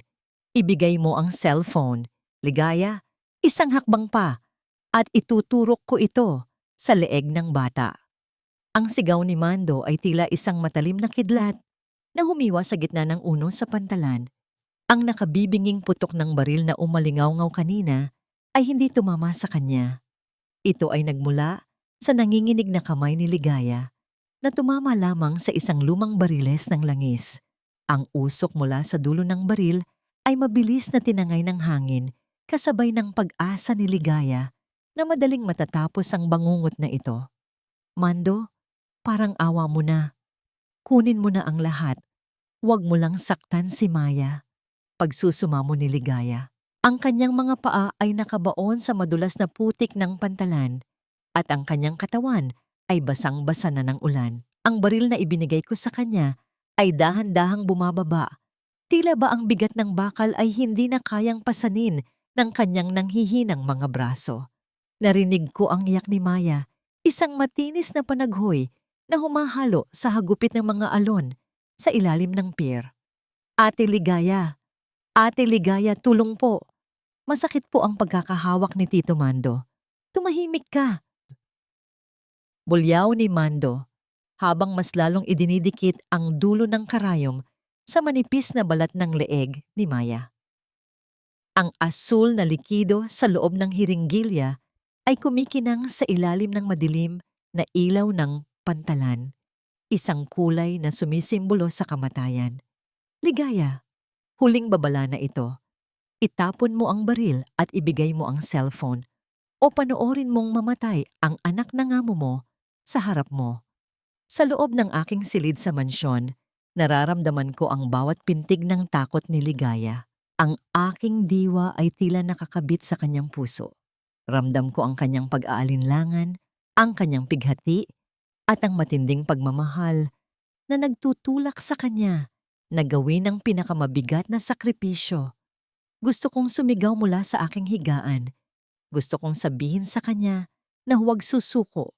Ngunit ang tanging nagagawa ko ay ang mag-alay ng bawat natitirang lakas ng aking panalangin. Sa isang iglap, tila tumigil ang pag-ikot ng mundo. Binitawan ni Ligaya ang baril. Ang tunog ng pagbagsak ng bakal sa maputik na sahig ay tila isang hudyat ng pagkatalo. Dahan-dahan niyang inilabas ang cellphone mula sa kanyang bulsa at itinaas ito sa hangin. Heto na ang gusto mo, Mando. Pakawalan mo na ang bata. Hikbi ni Ligaya, ngunit si Mando ay hindi marunong tumupad sa pangako. Isang malakas na tawa ang kumawala sa kanyang mga labi, isang tunog na puno ng tagumpay at kasamaan. Akala mo ba ay hahayaan ko kayong mabuhay pagkatapos ninyong malaman ang lahat? Masyado kang uto-uto, Ligaya. Sa isang mabilis na galaw, itinulak ni Mando si Maya patungo sa gilid ng pier kung saan ang malalalim at madidilim na alon ay naghihintay. Kasabay nito, ang kanyang kamay na may hawak na hiringgilya ay mabilis na bumulusok patungo sa bata. Hindi! Ang sigaw ni Ligaya ay nagmula sa kailaliman ng kanyang kaluluwa. Bago pa man tumama ang karayom kay Maya, buong lakas na sumunggab si Ligaya. Hindi niya inisip ang sariling kaligtasan. Ginamit niya ang kanyang sariling katawan bilang kalasag. Ang tunog ng pagbaon ng karayom sa laman ay narinig sa gitna ng katahimikan ng ulan. Ngunit hindi ito tumama sa bata. Tumama ito sa balikat ni Ligaya. Isang matinding hapdi ang gumuhit sa mukha ni Ligaya, ngunit hindi niya binitawan si Maya. Buong lakas niyang niyakap ang bata at mabilis na tumakbo palayo sa gilid ng pier. Kahit na nararamdaman na niya ang unti-unting panlalamig ng kanyang mga ugat dahil sa lason na pumasok sa kanyang katawan. Hayop ka! Sigaw ni Mando habang hinahabol sila. Kinuha niya ang baril na itinapon ni Ligaya sa putikan. Sa sandaling iyon, ang katahimikan ng gabi ay muling bumasag. Isang nakabibinging tunog ng pagpreno ng mga sasakyan ang umalingaw-ngaw sa paligid ng pantalan. Ang mga headlight ng 5 sasakyan ng pulis ay biglang nagliwanag, tila mga mata ng hustisya na tumititig sa kadiliman. "Pulis! Ibaba mo ang armas, Mando. Napapalibutan ka na." Ang boses ni Inspector Ramos ay umalingaw-ngaw sa megaphone. Nabitawan ni Mando ang baril sa tindi ng gulat. Ang kanyang mukha ay naging kasing putla ng isang bangkay nang makita niya ang mga operatiba na mabilis na bumababa mula sa mga sasakyan. Ngunit ang atensyon ng lahat ay nasa isang babaeng dahan-dahang natutumba sa putikan. Si Ligaya. Ang kanyang mga mata ay nagsisimula ng pumikit habang ang kanyang kamay ay mahigpit pa ring nakahawak sa nanginginig na si Maya. Ang asul na lason ay mabilis na kumakalat. Ninanakaw ang kanyang huling hininga. "Ate Ligaya! Ate Ligaya! Gising po! Huwag po kayong matulog." Ang hagulgol ni Maya ay tila isang punyal na sumasaksak sa bawat taong naroroon. Dumating ang mga pulis at mabilis na pinalibutan si Mando. Ngunit si Inspector Ramos ay mabilis na tumakbo patungo kay Ligaya. Binuhat niya ang babae habang ang cellphone na naglalaman ng lahat ng katotohanan ay dahan-dahang nadulas mula sa kamay ni Ligaya at nahulog sa putikan. Magagawa pa bang iligtas ang buhay ni Ligaya mula sa lason na sadyang ginawa para pumatay? At paano haharapin ni Rico ang katotohanang ang babaeng nagligtas sa kanyang pamilya ay maaaring hindi na muling magising? Masyado kang naging kampante, Rico. Tingnan mo ang sarili mo ngayon. Isang pirasong karne na lang na naghihintay mabulok. Cheers sa bagong buhay ko na wala ka. Ang tinig ni Valerie ay tila isang malamyos na musika ng kamatayan habang dahan-dahan niyang itinataas ang kanyang baso ng alak sa tapat ng aking mukha. Nakatayo siya sa gilid ng aking kama, ang kanyang pulang gown ay kumikinang sa ilalim ng liwanag ng chandelier. Akala niya ay tapos na ang lahat. Akala niya ay nagtagumpay na si Mando sa pagpatay kay Ligaya at sa aking mga anak sa pantalan. Ang kanyang mga mata ay puno ng kislap ng kasakiman, ang kislap ng isang taong nakuha na ang lahat ng minimithing yaman. Ngunit hindi niya alam ang apoy na nagliliyab sa loob ng aking katawan. Ang bawat salita niya ay nagsilbing mitsa upang muling magdugtong ang mga ugat na matagal nang naputol. Ang aking dugo ay tila naging kumukulong asero na dumadaloy sa aking mga binti at braso. Ang bawat himaymay ng aking kalamnan ay sumisigaw ng hustisya. Dahan-dahan, sa ilalim ng makapal na kumot, ang aking kanang kamay ay nagsimulang kumuyom. Naramdaman ko ang pagbaon ng aking mga kuko sa aking palad. Isang sakit na napakasarap maramdaman dahil ito ay patunay na buhay na muli ang aking pakiramdam. Ang aking mga daliri sa paa ay unti-unting bumaluktot, kumakapit sa malambot na kutsyon. "Sayang si Ligaya," patuloy ni Valerie habang dahan-dahang umiinom ng alak. "Masyado siyang naging tapat sa'yo. Kung pinili niya lang sanang manahimik, baka buhay pa siya ngayon. Pero hayaan mo na, magkakasama rin kayo sa kabilang buhay sa loob ng ilang minuto." Ibinaba ni Valerie ang kanyang baso at kinuha ang isang unan mula sa sofa. Lumapit siya sa akin nang may malamig na ngiti. Ang kanyang intensyon ay malinaw. Tatapusin niya ako gamit ang kanyang sariling mga kamay upang masiguradong wala nang sagabal sa kanyang plano. "Paalam, Rico," bulong niya habang inilalapat ang unan sa aking mukha. Sa sandaling iyon, ang katahimikan ng silid ay napalitan ng isang nakayanig na puwersa. Sa isang mabilis at marahas na galaw, ang aking mga kamay ay lumabas mula sa ilalim ng kumot. Hinawakan ko ang magkabilang braso ni Valerie nang may lakas na tila galing sa kailaliman ng lupa. Isang malakas na pagsinghap ang kumawala sa mga labi ni Valerie. Ang unan ay nalaglag sa sahig habang ang kanyang mga mata ay nanlaki sa tindi ng gulat at kilabot. Ang kanyang buong katawan ay nanginginig. Tila ba nakakita siya ng isang patay na muling nabuhay. "V. Valerie, Ang aking boses ay lumabas na tila isang kulog sa gitna ng katahimikan. Tapos na ang palabas. Buong lakas akong bumangon mula sa aking pagkakahiga. Ang aking mga binti, na dati ay tila mga walang buhay na troso, ay dahan-dahang tumapak sa malamig na sahig. Ang bawat hakbang ko ay may kasamang tunog ng pag-atitit ng aking mga buto, ngunit hindi ko inintindi ang sakit. Nakatayo ako sa harap niya, isang hari na nagbalik mula sa hukay. Hayop ka! Paano? Paralisado ka dapat! Sigaw ni Valerie habang pilit niyang binabawi ang kanyang mga braso, ngunit ang aking pagkakahawak ay parang galamay ng bakal. Ang lason mo ay hindi kailanman naging sapat para patayin ang isang ama na nagnanais ipaghiganti ang kanyang mga anak. Sabi ko, ang bawat salita ay puno ng talim at kapangyarihan. Bago pa man makasagot si Valerie, ang pinto ng aking silid ay bumukas ng marahas. Pumasok si Inspector Ramos.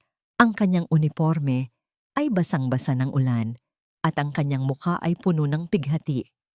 Kasunod niya ang mga operatiba na mabilis na pinalibutan ang silid.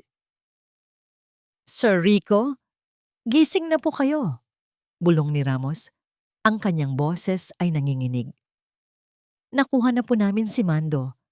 Hawak na rin po namin ang cellphone ni Ligaya na naglalaman ng lahat ng katotohanan. Ligaya, di mabilis kong tanong. Ang aking puso ay biglang napuno ng kaba. Nasaan siya?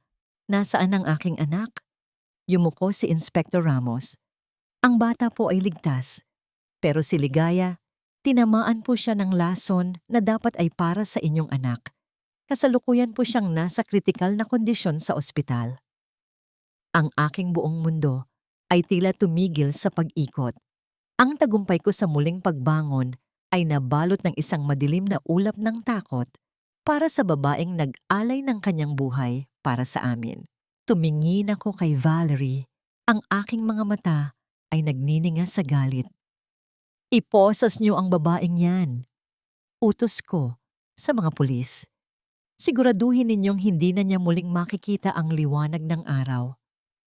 Ngunit sa gitna ng pagposas sa kanya, isang mapanganib na ngiti ang lumitaw sa mga labi ni Valerie. Akala mo ba ay nanalo ka na, Rico? Ang laso na nasa katawan ni Ligaya ay walang antidote. Panoorin mong mamatay ang kaisa-isang babaeng minahal mo habang nabubulok ako sa kulungan. Sa isang mabilis na galaw, tinangka ni Valerie na agawin ang baril mula sa holster ng isang pulis, ngunit mabilis na humarang si Ramos.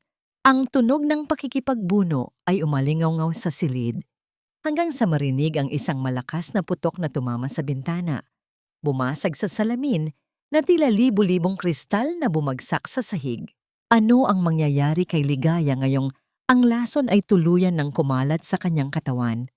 At magagawa ba ni Rico na gamitin ang lahat ng kanyang kayamanan at kapangyarihan upang iligtas ang babaeng naging ilaw niya sa gitna ng dilim? Huwag kang bibitiw, Ligaya. Hindi ako bumangon mula sa hukay para lang iwan mo ako sa gitna ng laban na ito. Ang bulong ko ay tila isang panalangin na pilit kong itinatapon sa langit habang mabilis na tumatakbo ang aming sasakyan patungo sa ospital. Ang bawat segundo ay tila isang patalim na humihiwa sa aking dibdib. Nakahiga si Ligaya sa stretcher sa loob ng ambulansya. Ang kanyang mukha ay kasing putla ng telang nakatakip sa kanya. Ang asulan na lason ay tila mga ugat ng kamatayan na gumagapang sa kanyang leeg. Isang sumpa na sadyang ginawa para sa akin, ngunit tinanggap niya ng buong puso para sa aking anak. Hawak ko ang kanyang kamay. Ang kamay na punong-puno ng kalyo mula sa paglalaban ng aming mga damit. Ang kamay na nagpakain sa akin ng palihim. Ang kamay na naging kaisa-isang sandigan ko sa dilim. Nararamdaman ko ang unti-unting panlalamig ng kanyang balat. Isang lamig na mas nakakatakot kaysa sa anumang unos na hinarap ko. Sir, Rico. Ang kanyang boses ay halos isang hininga na lamang. Paos at hirap na lumalabas. Ang mga bata. Ligtas sila, Ligaya. Ligtas sila dahil sa'yo. Ang aking boses ay nanginginig sa tindi ng emosyon. Huwag mong isipin ang iba. Isipin mo ang sarili mo. Mabuhay ka para sa akin. Para sa amin. Pagdating sa ospital, ang ingay ng mga gulong ng stretcher na tumatakbo sa hallway ay tila isang nakabibinging martsa. Pinalibutan kami ng mga doktor at nurse, ngunit ang aking paningin ay nananatiling nakatitig sa mukha ni Ligaya hanggang sa isara ang pinto ng emergency room. Naiwan akong mag-isa sa malamig na hallway. Ang aking mga binti ay nanginginig pa rin dahil sa kapaguran, ngunit ang aking diwa ay nananatiling matatag. Daddy! Ang sigaw ni Maya at Leo ay umalingaw-ngaw sa hallway. Tumakbo sila patungo sa akin. Ang kanilang mga mukha ay puno ng luha at takot. Niyakap ko sila ng mahigpit. Isang yakap na puno ng pasasalamat at pighati. Nasaan po si Ate Ligaya? Gagaling po ba siya? Tanong ni Leo habang nakatingin sa puting pinto ng ER. Hindi ako makasagot. Paano ko sasabihin sa kanila na ang kanilang tagapagligtas ay kasalukuyang nakikipagbuno sa isang lason na walang antidote ayon kay Valerie? Ang bawat minuto ng paghihintay ay tila isang taon ng pagdurusa. Lumabas ang punong doktor. Ang kanyang mukha ay puno ng pag-aalala. Sir Enrico, ang lason na nasa katawan niya ay isang bihirang kemikal. Pinapabagal nito ang tibok ng puso hanggang sa tuluyang huminto. Wala kaming mahanap na katapat na gamot sa aming laboratorio. Ang aking buong mundo ay tila gumuho, ngunit sa gitna ng aking kawalan ng pag-asa, naalala ko ang lumang cellphone na nakuha ni Inspector Ramos mula sa putikan sa pantalan. Mabilis kong kinuha ang telepono at sinuri ang mga mensahe. Sa kailaliman ng mga folder, nakahanap ako ng isang voice recording na may petsang bago ang aking aksidente. Binuksan ko ang recording. Narinig ko ang boses ni Mando at ng isang hindi kilalang chemist. Siguraduhin mong ang antidote ay nakatago sa vault ng lumang bodega. Hindi natin pwedeng hayaang mamatay si Rico agad. Kailangan muna nating makuha ang kanyang pirma. Isang munting liwanag ng pag-asa ang sumilay sa aking dibdib. Ang antidote. Hindi nila nais na mamatay ako agad noon dahil sa pera. At ang kasamaang yon, ang magiging daan para sa kaligtasan ni Ligaya ngayon. Inspector Ramos, ihanda ang mga tao. Alam ko na kung nasaan ang lunas. Ang sigaw ko ay puno ng bagong lakas. Ngunit bago pa kami makalabas ng ospital, isang nurse ang mabilis na lumabas mula sa ER. Ang kanyang mukha ay puno ng taranta. Sir! Ang pasyente! Humihinto na ang kanyang puso. Kailangan na natin siyang i-revive. Narinig ko ang mahaba at nakakakabang tunog ng monitor mula sa loob. Isang tunog na nagpapahiwatig na ang huling mitya ng buhay ni Ligaya ay malapit ng mapundi. Ligaya! Huwag! Ang aking sigaw ay umaling-aungaw sa buong hospital wing habang pilit akong hinahawakan ng mga security guard.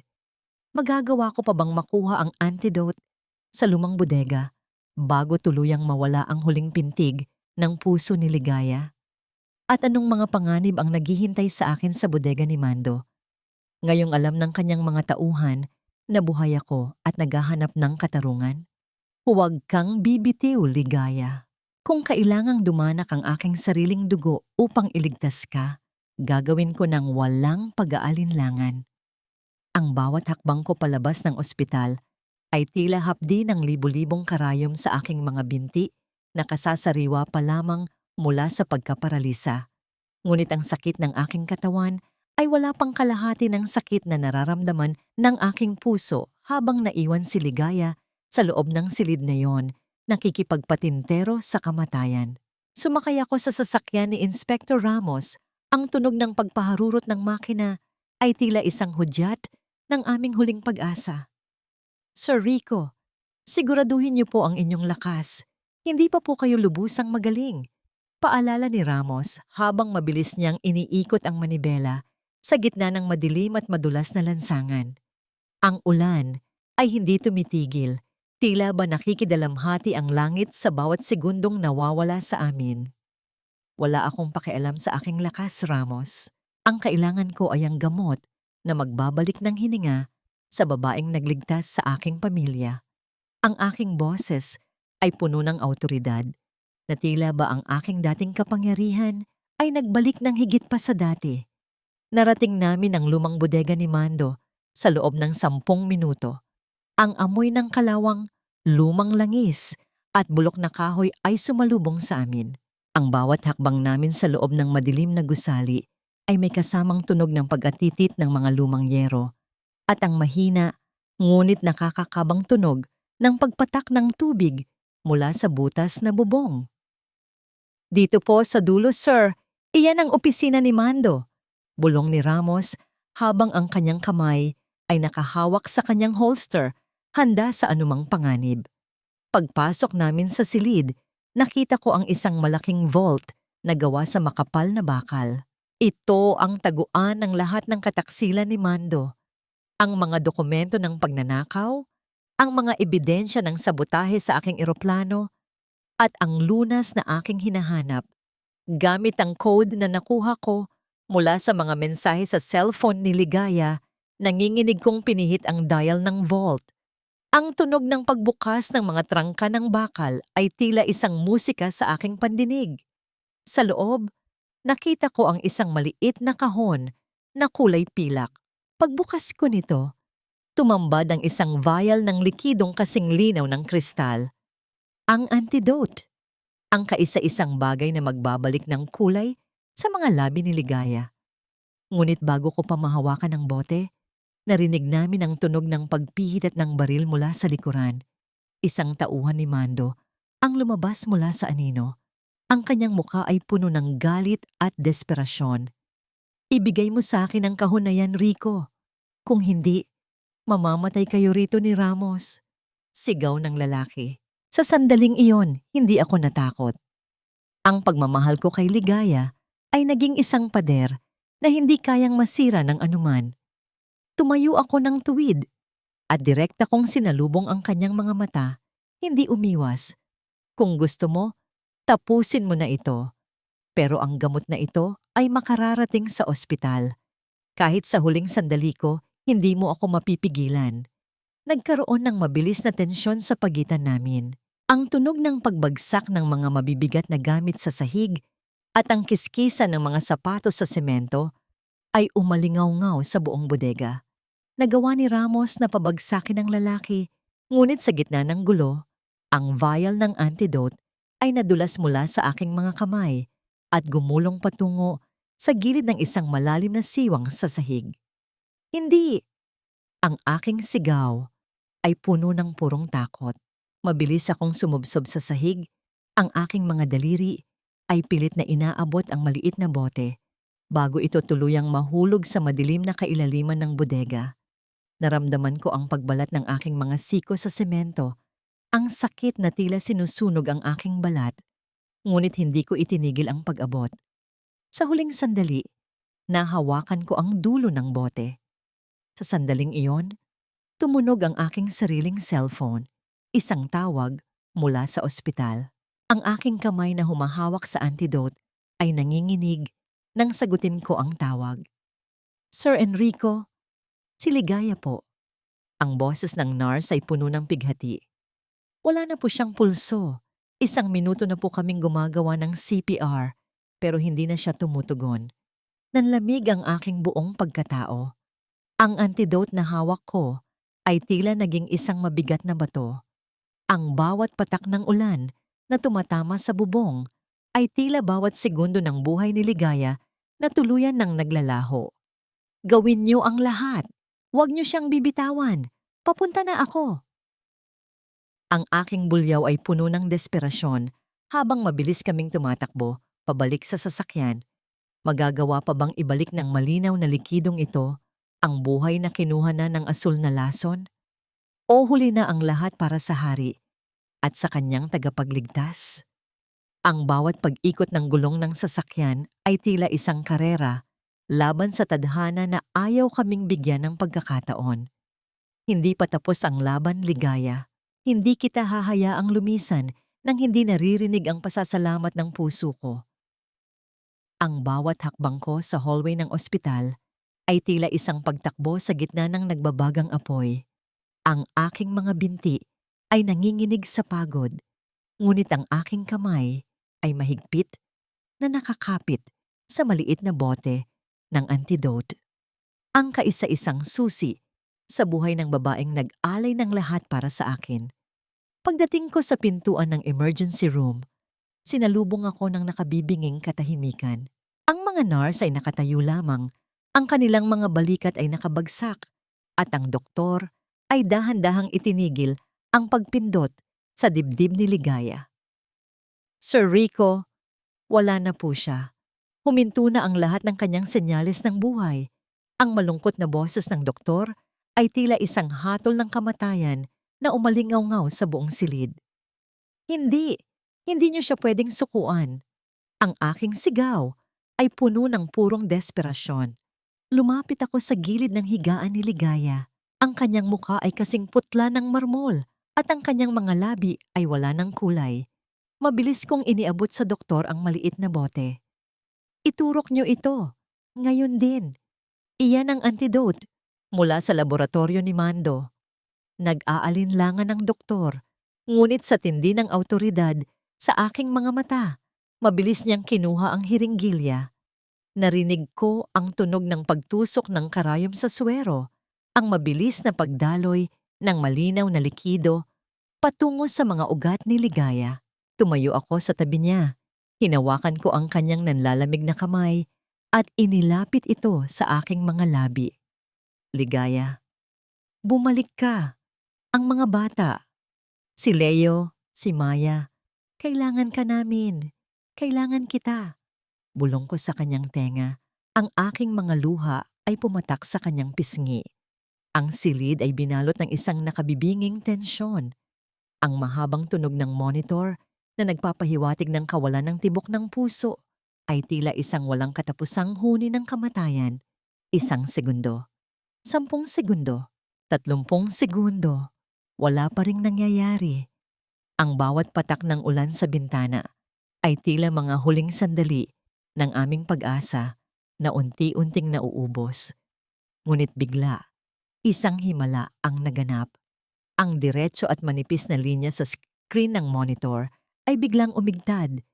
Isang maliit na kurba, pagkatapos ay isa pa. Ang mahabang tunog ng monitor ay napalitan ng isang mahina, ngunit ritmong tumitibok na senyales. May pulso na siya. Bumabalik ang kanyang puso. Sigaw ng nurse. Naramdaman ko ang mahinang panginginig ng mga daliri ni Ligaya sa loob ng aking palad. Ang init ay dahan-dahang bumabalik sa kanyang balat. Tila isang liwayway na dahan-dahang nagniningning pagkatapos ng isang mahabang gabi. Napaluhod ako sa tabi ng kanyang higaan. Ang aking mga balikat ay nayayanig sa tindi ng pasasalamat sa Diyos. Lumipas ang 2 araw. Ang sikat ng araw ay marahang pumasok sa bintana ng silid ni Ligaya. Nagbibigay ng gintong kulay sa paligid. Dahan-dahang uminat ang kanyang mga pilikmata hanggang sa tuluyan niyang idilat ang kanyang mga mata. Ang unang bumungad sa kanya ay ang aking mukha at ang mga ngiti ni Leo at Maya na nakaupo sa gilid ng kanyang higaan. Ate Ligaya, gising na kayo! Masayang sigaw ni Maya habang dahan-dahang niyayakap ang kanyang tagapagligtas. Sa Sir Rico, nasaan po ako? Mahinang tanong ni Ligaya. Ang kanyang boses ay paos pa rin ngunit puno ng buhay. Ang mga bata, ligtas ba sila? Ligtas silang lahat, Ligaya. Ligtas tayo. Ang aking boses ay puno ng emosyon habang hinahawakan ko ang kanyang kamay ng mas mahigpit. Tapos na ang bangungot. Si Valerie at Mando ay nasa kamay na ng batas. Wala na silang magagawa pang masama sa atin. Pinilit ni Ligaya na bumangon, ngunit dahan-dahan ko siyang pinigilan. Wag muna. Kailangan mo pang magpahinga. Maraming salamat sa lahat, Ligaya. Hindi ko alam kung paano ko masusuklian ang buhay na ibinigay mo sa amin. Sir, Utang na loob ko po yon sa pamilya nyo. Wala po akong hinihinging kapalit. Bulong ni Ligaya, ang kanyang mga mata ay puno pa rin ng katapatan at kababaang loob na kailanman ay hindi nagbago. Umupo ako sa tabi niya at tiningnan siya ng diretso sa mga mata. Sa sandaling iyon, hindi na siya isang katulong sa aking paningin. Siya ang babaeng nagturo sa akin kung ano ang tunay na kahulugan ng kayamanan. Ang ginto at pera ay naglalaho, ngunit ang katapatan at pag-ibig ay nananatili magpakailanman. Ligaya, mula ngayon, hindi ka na mag-iisa. Hindi ka na magiging katulong sa bahay na ito. Sabi ko, ang aking boses ay seryoso at puno ng pangako. Ikaw ang naging ilaw sa pinakamadilim na bahagi ng buhay ko.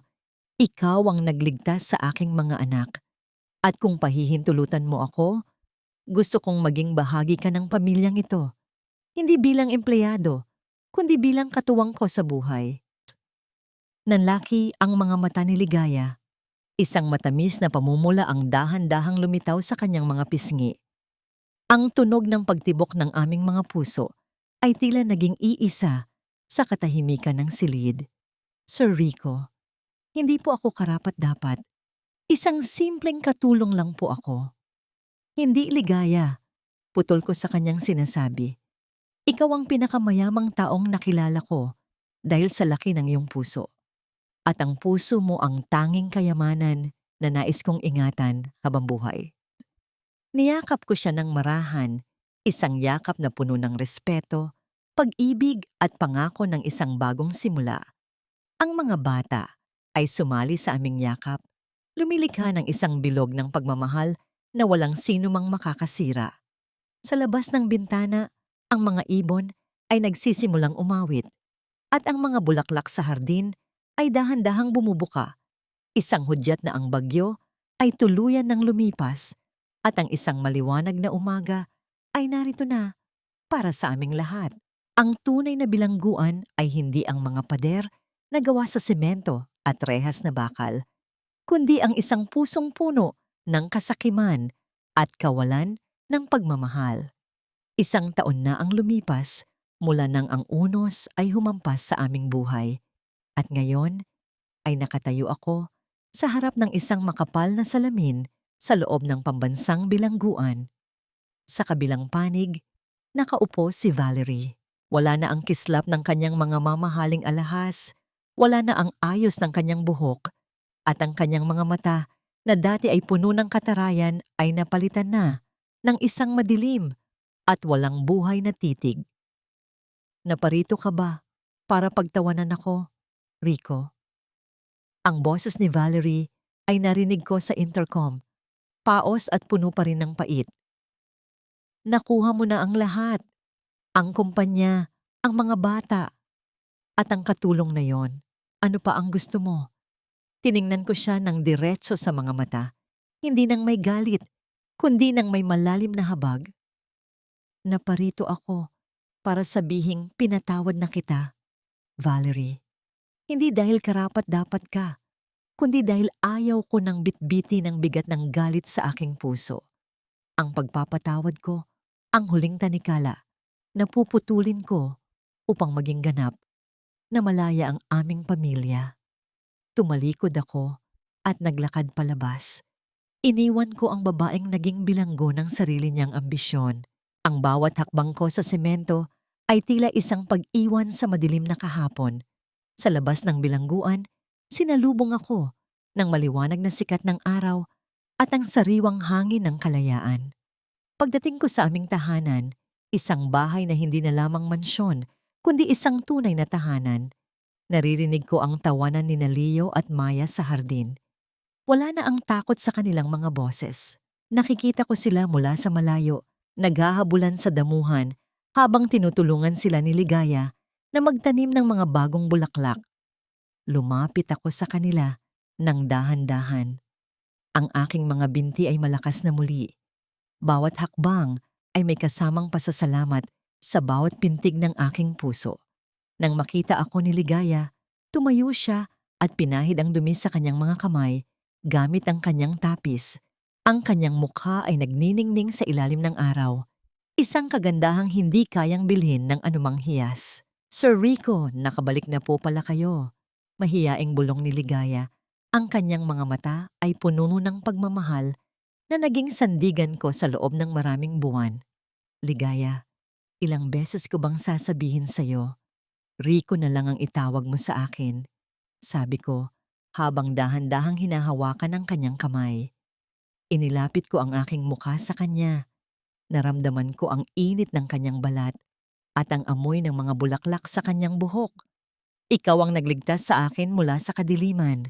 Ikaw ang nagturo sa akin na ang tunay na kayamanan ay hindi nabibilang sa dami ng pera sa bangko, kundi sa dami ng taong handang manatili sa tabi mo kapag wala ka na. Niyakap ko siya ng mahigpit, isang yakap na puno ng kapayapaan at pangako ng isang kinabukasang puno ng pag-asa. Sa sandaling iyon, naramdaman ko ang pagyakap din ng mga bata sa aming mga binti. Kami ay naging isang buong pamilya, isang pamilyang binuo hindi ng dugo o pangalan, kundi ng sakripisyo at wagas na pag-ibig. Ang aming kwento ay isang paalala na sa gitna ng kataksilan at lason ng mundong ito, palaging may isang ligaya na darating upang magbigay ng liwanag. Ang pagpapakumbaba ay hindi kahinaan, at ang katapatan ay ang pinakamahalagang puhunan na maaaring taglayin ng isang tao. Ngayon, habang pinapanood namin ang paglubog ng araw, alam ko na sa wakas, natagpuan na namin ang tunay na kapayapaan. Isang kapayapaang nanggagaling sa pagpapatawad at sa pagyakap sa mga biyayang hindi nabibili ng salapi.